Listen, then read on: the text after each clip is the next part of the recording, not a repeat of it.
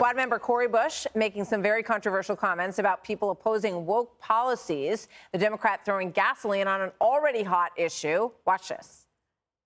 When you say I'm anti-woke, when you talk about wokeness, you're saying I'm anti-black, and I don't want black people to speak up for themselves. I don't want equality and justice for black folks. You should be on the side of folks who are woke, because we're saying no more oppression against our community. Unless you are saying I'm racist, white supremacist, and I'm bigoted, stop talking about wokeness. And you can't tell me that I'm wrong, because I'm from the very movement where this came about. Don't let a fascist tell you what being woke means.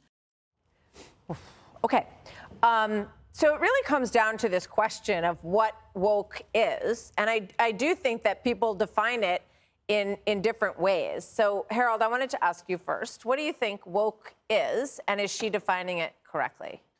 So I disagree with the Congresswoman for a couple of reasons. First, I have no clue what woke is. I hear people throw it around and use it, and I've said it on this show. I believe that Republicans talk about people being woke. Democrats think of everything as toxic, and then they want to cancel it. I don't even know how to define all of those things. Two, just because you disagree with me on an issue doesn't make you racist. I think we've reached a point in some of our politics and some of the political conversations we have, especially as people get further and further away from one another, depending on the side of the aisle they sit on, that race quickly, almost reflexively gets invoked whenever there's a political conversation. So I don't accept that. Three, I think the universal truth that has to be embraced and has to be talked about more is that we're all part of a human race here. And we can have differing opinions, be it climate change. We can have differing opinions. Be it how we educate kids, we can have different opinions and likely should about health care and how we pay our bills as a country. But we've got to understand we're not going to get to solutions if we keep automatically, reflexively invoking race all the time when it has no bearing or no relevance to what we're talking. So the Congresswoman, I don't know, but I disagree with her. You know, it's going to be an issue in this GOP nomination process, Jesse, because Ron DeSantis, one of the things that he has deeply ingrained in all of his speeches is that Florida is where woke goes to die. So she's painting it in this light. How do you see it? Well, if someone ever asks DeSantis to define woke, he better have a good answer. Yeah. Because it's not easy to define it succinctly. You know, it's that song, Greg, where it's like, you think this song is about Carly you? Simon, You're So Vain? Right. She thinks woke's all about race. It's not.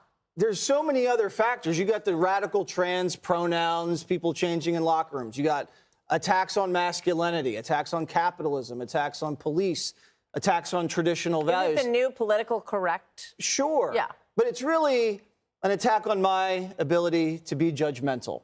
You have to be able to be judgmental in a society and say, this is morally wrong or this is morally right, because if you can't say that, then everything goes. Everything's permissible, and it's like cultural relativism. Nothing's better, nothing's worse, everything's just blah. And that's how civilization dies. I do agree with her that we have to stop oppression, but you don't stop oppression by oppressing other people. You don't just bury all the straight white guys and pee on their grave. We can work together to make other people successful, and she does have to acknowledge this. Sometimes where people are is a result of all the decisions that they've made. Some people in society have to take accountability for where they are in society. It's not because they're being oppressed.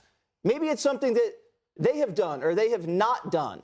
But we do know that in the United States of America, the sky is the limit if you make the right choices. Well, that's the argument, Judge, that Tim Scott was making. And Sonny Hostin basically said to him, the litmus test is this. Do you believe the country is systemically racist or not? Right.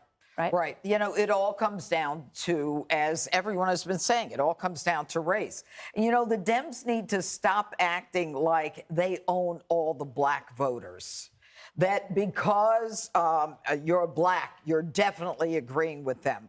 I think one of the interesting parts of this segment is that there were Muslim children in the schools who were allegedly or claimed to be on the side of white supremacists after they spoke against the sexuality discussions and materials in the classroom. And the Muslim children and their parents didn't want to get involved in this transgender nonsense. And then they called them white supremacists. You should be with us. You should be woke. So I guess it's not just about race. It's also about, if you don't agree with everything you say, that we're saying, then you're a white supremacist. If you don't agree with transgenderism, you're a white supremacist. But they just, look, Cori Bush herself is someone whose business it is to divide. She's the one who initially wanted to defund all the police. She then used her own campaign money for someone to defend her. I think it was her husband that she gave campaign money to defend her, and he's not a security guy. Yeah. You know, it's like everything for me is the way I want it, and you don't matter. But they're wrong. They're just wrong.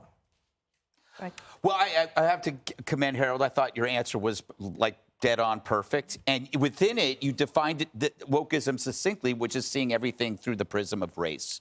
Because if you look through the prism of race, then it's oppression politics. One's an oppressor, one's the oppressed. The interesting thing about it, though, is anti-woke, it's not anti-black, it's anti-stupid. I mean, it's anti-woke is anti-stupid. And stupidity knows no color.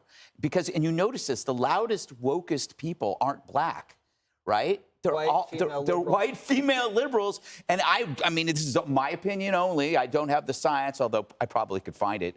I think it's replaced a certain, like, amount of meaning in their lives. This is a replacement for maybe a lack of religion or a lack of family.